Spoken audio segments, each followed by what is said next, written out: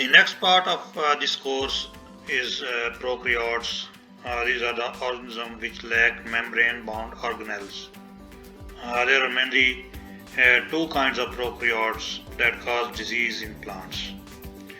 Number one is bacteria. Number two is the mollicutes or mycoplasma-like organisms, which are also known as MLOs. The mollicutes are a class of bacteria which are described by the absence of cell wall. Most of the bacteria have cell wall, but the mollicutes do not have cell wall. These are very small, typically 0.2 to 0.3 micrometer in size, and have a small genome size. They vary in forms, although most of them have sterols that make the cell membrane somewhat more rigid. Mycoplasmas are the best example of these mollicutes.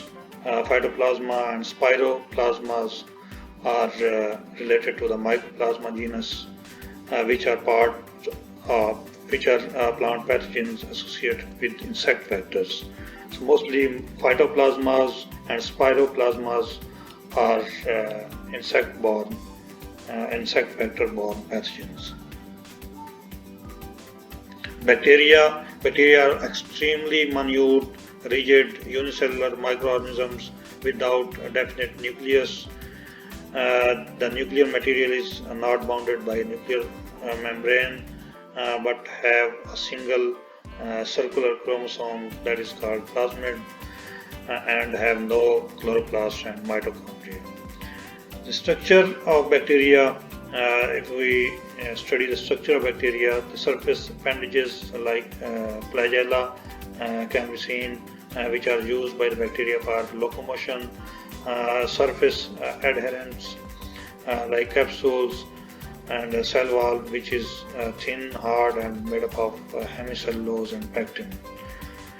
And in case of cytoplasm and cell organelles, if we look into the structure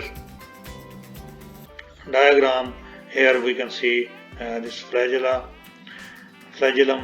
and cytoplasm has these ribosomes, mesosomes, which are surrounded by a cell wall and a capsule. Cytoplasms also have DNA that is called nucleide, and a plasma membrane that is surrounding the cytoplasm.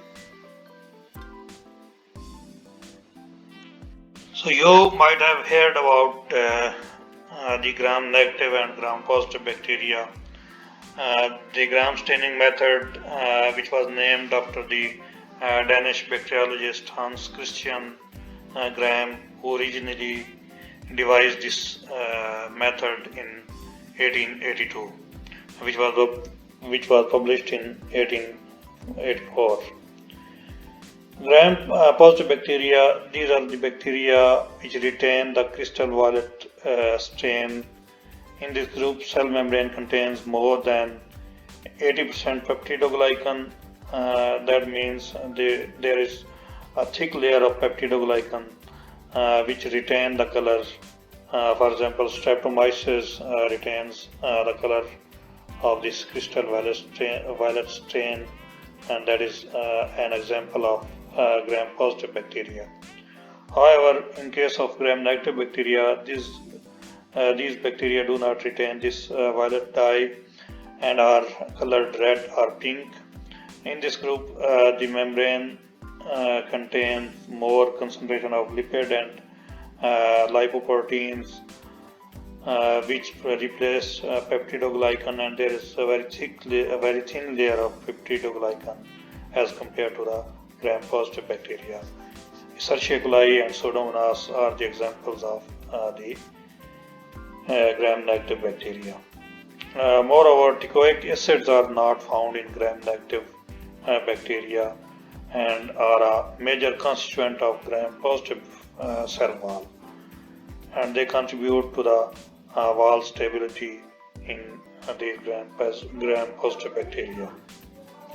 Compared with gram-negative bacteria, gram-positive bacteria, gram-negative bacteria are more resistant against antibiotics because of their impenetrable cell walls. Here you can have an overview of these gram-negative and gram-positive bacteria.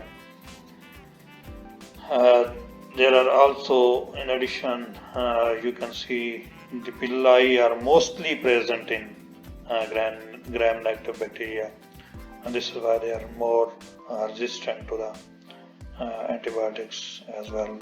And there is a thin layer of peptidoglycan. Porine proteins are present in the outer membrane. Periplasmic space is present between the peptidoglycan layer and the inner membrane. There are different shapes of bacteria, for example, Coccus, Bacillus, Coccobacillus, Vibrio, which are curved, Spirillum, Spirochaete, Scare, and Star. So these are the examples of Coccus, Coccobacillus, Vibrio, which are curved, and Bacillus, which is capsule shape, Spirillum, and Spirochaete. The locomotion or movement in bacteria is mediated by different surface appendages of bacteria, which include flagella, villi, fimbriae.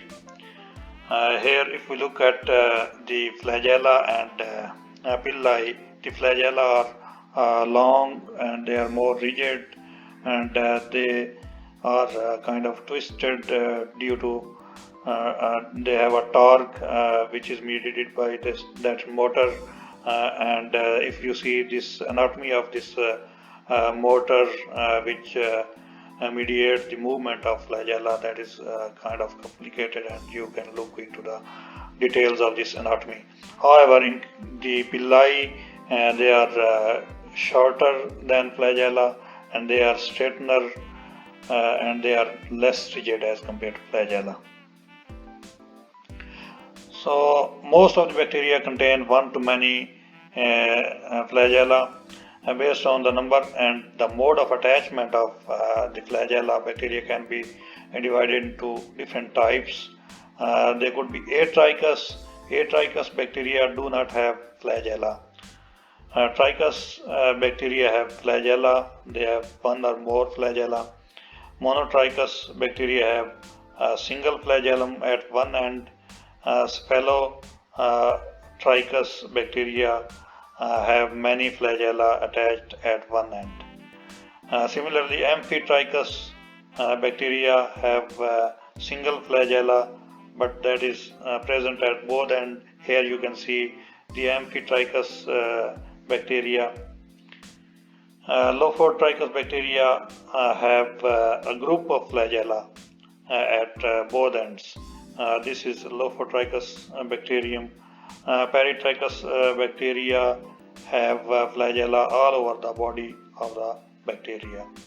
So these are different kinds of bacteria on the basis of the number and mode of attachment of flagella.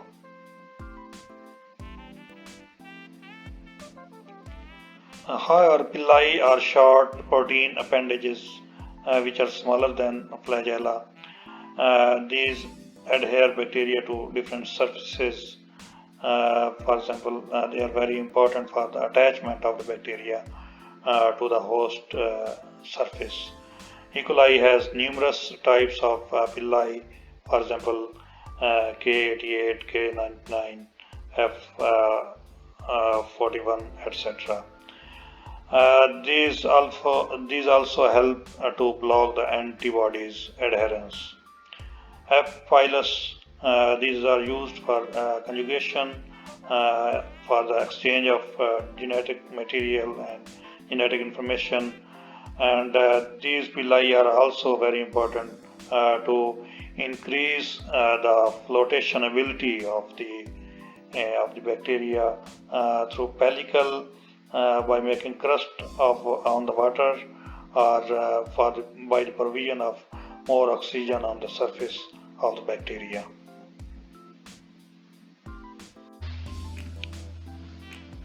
Next is nutrition in bacteria. Before we go into the detail for nutrition process in bacteria, we must know the metabolism and role of enzymes. The metabolism pertains to all chemical reactions and physical workings of the cell. Metabolism could be divided into two components, anabolism and catabolism. Anabolism is actually a building and bond making process that forms larger molecules from the smaller ones, and anabolism requires energy for making these larger molecules. Similarly, the catabolism, that is the process that breaks the bonds of the larger molecules into the smaller molecules, and in catabolism energy is released in the form of ATP.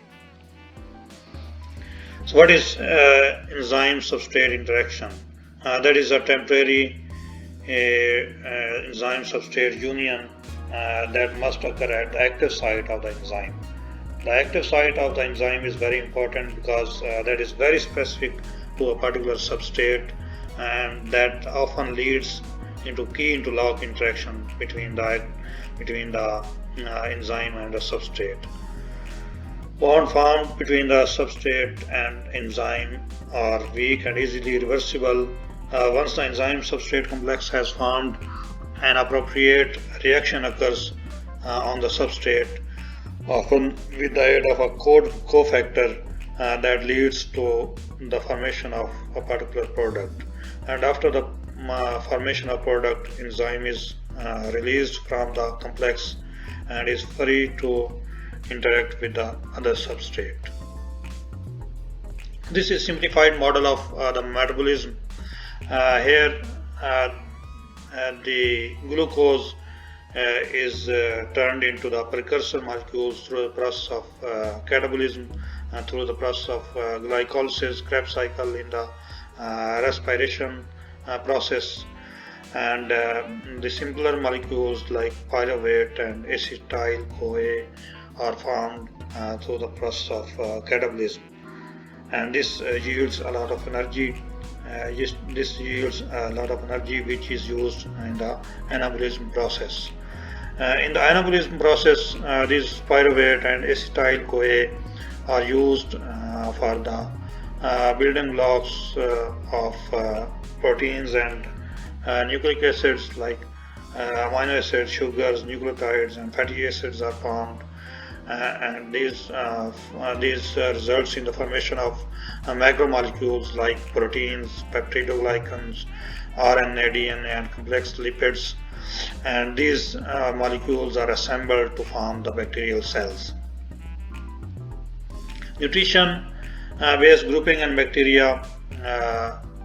The bacteria could be divided into autotrophic bacteria or heterotrophic bacteria.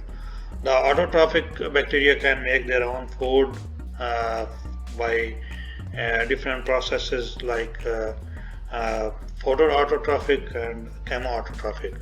Photoautotrophic bacteria are actually photosynthetic bacteria, the cyanobacteria. These use light as energy source and carbon dioxide to make glucose. The chemoautotrophic bacteria use chemicals as energy source and carbon dioxide as carbon source for making the food. Heterotrophic bacteria require organic matter to prepare their food for growth and survival. These are further divided into two groups: photoheterotrophs, which use light as energy source and an organic compound as carbon source.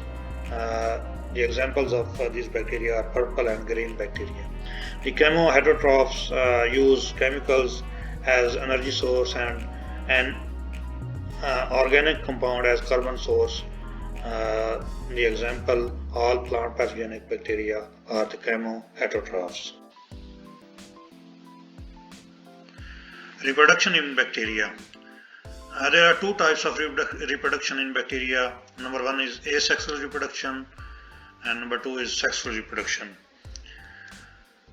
The asexual reproduction does not involve the exchange of genetic material and union of two compatible genetic material. So that is without the exchange of genetic material. Fission, main type of asexual reproduction that takes place in bacteria, is fission and binary fission. Bacterial cell divide into two cells, 4 cells or more cells. In fission, in one day about 1 million cells are produced depending upon the food availability and when environmental conditions are favorable.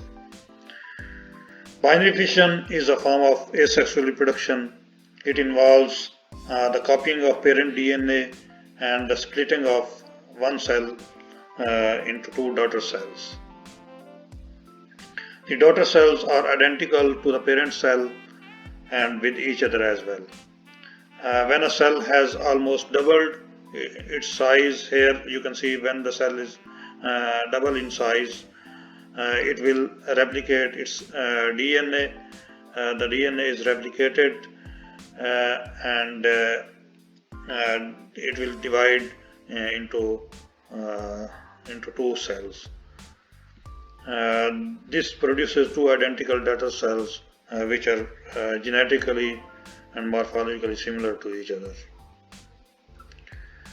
Spore formation takes place in asexual reproduction.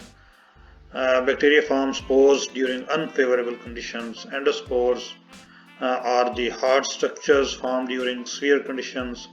Cell forms a thick internal wall that encloses its DNA. Spores can remain dormant for months until the favorable conditions come.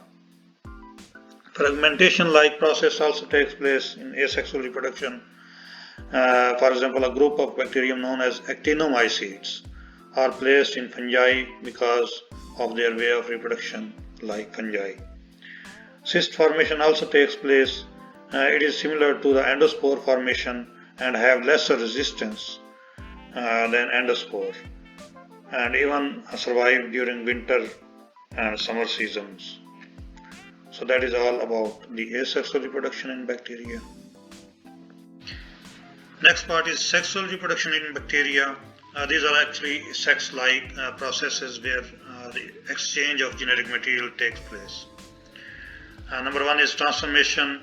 In transformation, genetic alteration of bacteria by the introduction of exogenous or extraneous free DNA takes place, especially by means of a plasmid. It consists of 3 steps. Number one, external binding of the DNA fragments into the cell membrane, penetration of the DNA fragments through the cell envelope, and third is the gene expression in the state of independent or integrated into the chromosomes of the other cells. Here you can see the dramatic elaboration of this transformation. The donor DNA fragments bind to proteins on the cell surface and in second stage donor DNA fragments is transported into the host cell and becomes single-stranded. Single-stranded donor in third stage, single-stranded donor DNA fragment is incorporated into the host chromosome, and in fourth stage, degradation of the donor DNA fragments takes place. So this is the unsuccessful transformation. This is the successful transformation in the third step, where the donor DNA fragment is incorporated in the host chromosome, while in case of unsuccessful transformation, the donor DNA fragment is degraded by the host enzymes. Next process is transduction. Transduction is also used for sexual reproduction by bacteria. That is actually the transfer of DNA from one bacterium to the other bacterium through a virus called bacteriophage. When this phage is released from the host, they carry a small portion of the host chromosome. This phase infects other cells. Crossing over takes place between a fragment of the chromosomes of the donor cell and the homologue chromosome of the recipient cell. Here you can see the diagrammatic elaboration of this transduction. Phage attaches to the bacterial cell and it injects its DNA into the bacterial cell. The DNA of the host cell breaks up and synthesis of phage DNA takes place. New fragments of phage DNA are formed. In next step, the synthesis of phage heads, capsids and tails also takes place, and new phage cells are released from the bacterial cell through the process of cell lysis. And here the defective phage with host DNA injects its DNA into the bacterial cell, and the here integration or incorporation of the former host DNA into the new host DNA takes place through the phage. The next one is conjugation, that mainly takes place through the sex pili. The ability of bacterial cells to transfer DNA between the cells through physical contact. That is very important. These sex pili are actually physical contact. It is the transfer of DNA from one bacterium to another bacterium through physical cellular contact with specific structures called sex pili. The sex plasmid genes are responsible for the synthesis of special pili, which are called sex pili or F pili. Sex pili are thin, long, hollow protein tubes that have sticky receptors on their ends that binds firmly the molecules on the recipient cell walls. This is a diagram which shows this conjugation. This is F factor that has to be transformed into the other cell. The cell containing F factor is F positive cell, and the cell that does not contain this F factor is represented by F minus cell. So here F pilus formation takes place in the next step. Here the F factor is replicated